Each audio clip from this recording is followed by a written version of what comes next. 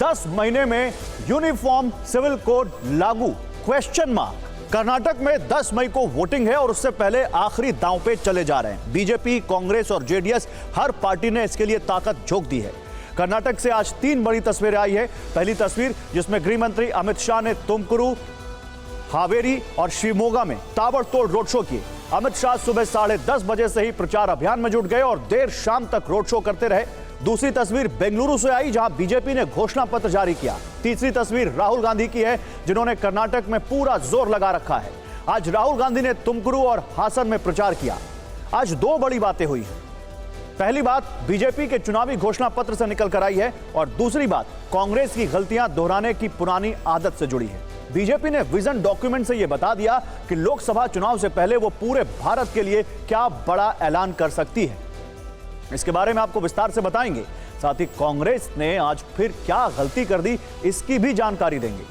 पहले बीजेपी के प्रजा ध्वनि नाम से जारी विजन डॉक्यूमेंट की खबर आपको बता दें, जिसमें बीजेपी ने 16 बड़े वादे किए। बीजेपी ने गरीब, महिला और नौजवानों को लुभाने की पूरी कोशिश की है।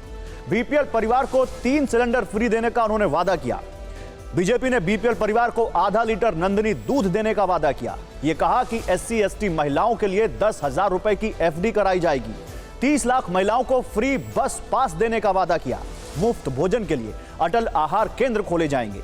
सीनियर सिटीजन को हर साल मुफ्त हेल्थ चेकअप की सुविधा। बेघरों के लिए 10 लाख मकान बनाने का वादा। मैन्युफैक्चरिंग सेक्टर में 10 लाख नौकरी देने की बात और तीर्थ यात्रा के लिए गरीब परिवारों को 50,000 रुपए की मदद देने की बात बीजेपी ने अपने विजन डॉक्यूमेंट में की। लेकिन बीजेपी ने प्रजा ध्वनि विजन डॉक्यूमेंट के जरिए कांग्रेस की 5 गारंटी का जवाब देने की कोशिश भी की है। कांग्रेस ने अन्य भाग्य के जरिए गरीबों को हर महीने 10 किलो फ्री चावल देने की बात कही थी। बीजेपी ने बीपीएल परिवारों को साल में 3 सिलेंडर फ्री और आधा लीटर दूध का वादा किया है। कांग्रेस ने गृह लक्ष्मी के तहत घर की महिला प्रमुख को 2,000 रुपए देने का वादा किया था, ये गारंटी दी थी उन्होंने। और बीजेपी ने विधवा पेंशन 2,000 करने और महिलाओं के लिए 10,000 रुपए की FD करने की बात भी की है। कांग्रेस ने महिलाओं को सरकारी बस में फ्री सफर का वादा किया है। बीजेपी ने ऐलान किया कि वो राज्य की 30 लाख महिलाओं को फ्री बस पास देंगे। इसके अलावा कांग्रेस ने ग्रेजुएट बेरोजगारों को लुभाने के लिए 3,000 रुपए महीना और डिप्लोमा होल्डर्स को 1,500 रुपए महीना देने का वादा किया था। बीजेपी कह रही है कि वो मैन्युफैक्चरिंग सेक्टर में 10 लाख नौकरियां देगी।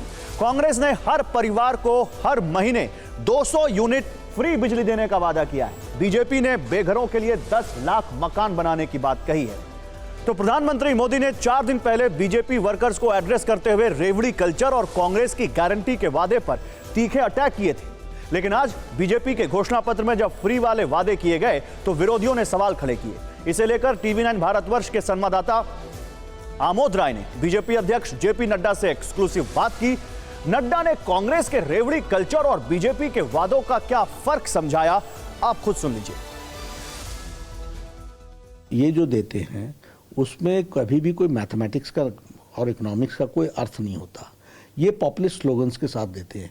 हम सबकी बिजली 200 यूनिट मुफ्त कर देंगे, हम पानी की बिजली का बिल नहीं लेंगे, हम बस का ट्रैवल मुफ्त कर देंगे। हम क्या कहते हैं, हम BPL परिवारों को पोषण आहार में ये देंगे। किनको देंगे? BPL। किनको देंगे? गरीब लोगों को। मैंने आपको सुबह भी बताया आयुष्मान भारत। आयुष्मान भारत किसको मिलता है? आपको मिलता है, हमको मिलता है? नहीं। आयुष्मान भारत मिलता है रेड़ी वाला, फेड़ी वाला, रिक्शा वाला, ठेला वाला, सब्जी वाला, बस का ड्राइवर, बस का क्लीनर, ट्रक का ड्राइवर, ट्रक का cleaner, auto rickshaw driver, lift man, barber जो बेचारा बाल काटता है, ऐसे गरीब लोगों, रैग पिकर जो कूड़ेदान से प्लास्टिक इकट्ठा करता है, ऐसे गरीब लोगों को गंभीर बीमारियों से लड़ने के लिए हम 5 लाख रुपए का हेल्थ कवर देते हैं। तो हम जब करते हैं तो सशक्तिकरण करते हैं।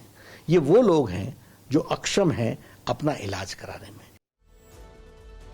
और बीजेपी के घोषणा पत्र का एक बड़ा वादा हमने आपको अब तक नहीं बताया है। इस वादे को बीजेपी ने प्रजा ध्वनि में प्रमुखता से जगह दी है और यह वादा है यूनिफॉर्म सिविल कोड, यानी समान नागरिक संहिता कानून।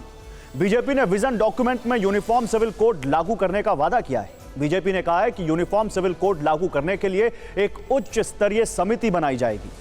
यूनिफॉर्म सिविल कोड बीजेपी के 3 सबसे बड़े कोर मुद्दों में से एक रहा है।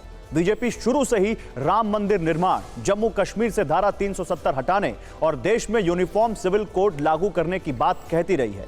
मोदी सरकार इनमें से 2 वादों को पूरा कर चुकी है। सिर्फ यूनिफॉर्म सिविल कोड है जो अब तक पूरा नहीं हो पाया है। सवाल यह है कि क्या लोकसभा चुनाव से पहले देश में यूनिफॉर्म सिविल कोड लागू हो जाएगा?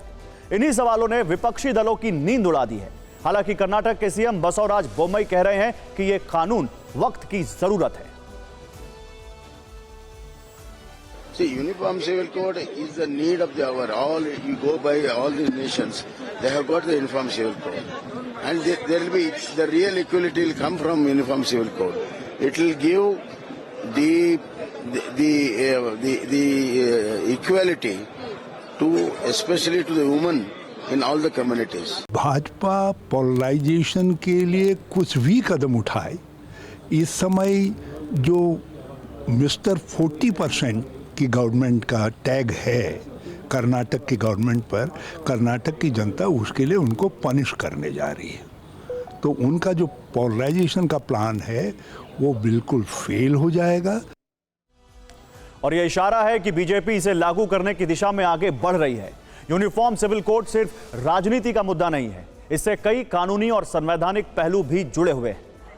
सबसे पहले समझिए कि आखिर ये है क्या। आइए बिग वॉल पर आपको दिखाते हैं कि यूनिफॉर्म सिविल कोड है क्या। यूनिफॉर्म सिविल कोड देश के सभी धार्मिक समुदायों के लिए एक देश एक नियम की बात करता है। इसका मतलब है कि विवाह, तलाक, गोद लेने और उत्तराधिकार को लेकर पूरे देश में एक कानून होगा। संविधान के आर्टिकल 44 यानी 44 के भाग 4 में इसका जिक्र किया गया है। आर्टिकल 44 में कहा गया है कि राज्य पूरे देश के नागरिकों के लिए एक समान नागरिक संहिता लागू करने की कोशिश करेगा। देश की सबसे बड़ी अदालत 3 बार यूनिफॉर्म सिविल कोड का समर्थन कर चुकी है और 1985 के शाह बानो जजमेंट में सुप्रीम कोर्ट ने यूनिफॉर्म सिविल कोड के पक्ष में टिप्पणी की थी। 1995 सरला मुदगल जजमेंट में भी सुप्रीम कोर्ट ने यूनिफॉर्म सिविल कोड लागू करने की वकालत की थी।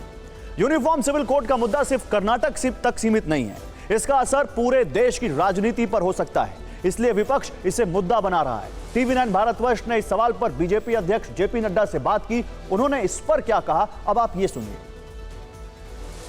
समाज बांट की तो राज किया है, हम ही ने कहा है सबका साथ, सबका विकास, सबका विश्वास, सबका प्रयास। और ये प्रधानमंत्री किसान सम्मान निधि हो, मैक्सिमम बेनिफिट हमारे माइनॉरिटी भाई ले रहे हैं, आवास योजना में मैक्सिमम बेनिफिट ले रहे हैं, स्वच्छता में मैक्सिमम बेनिफिट ले रहे हैं। इसलिए हमारा सबको साथ लेकर के चलने का है। ये फूट करो और राज करो, फूट डालो और राज करो, ये कांग्रेस की नीति रही है जो इन्होंने लंबे समय तक, हम सबको साथ लेकर के चल रहे हैं। और यूनिफॉर्म सिविल कोड का जहाँ तक सवाल है, ये संविधान निर्माताओं की इच्छा रही है, पार्लियामेंट्री कॉन्स्टिट्यूएंट असेंबली की डिस्कशन में है और समाज को सबको साथ ले चलने के लिए यूनिफॉर्म सिविल कोड की आवश्यकता है। हाँ, इसमें समरसता बनी रहे, इसलिए हाई पावर्ड कमेटी इनकी सब चीज़ों को डिटेल में वर्कआउट करे।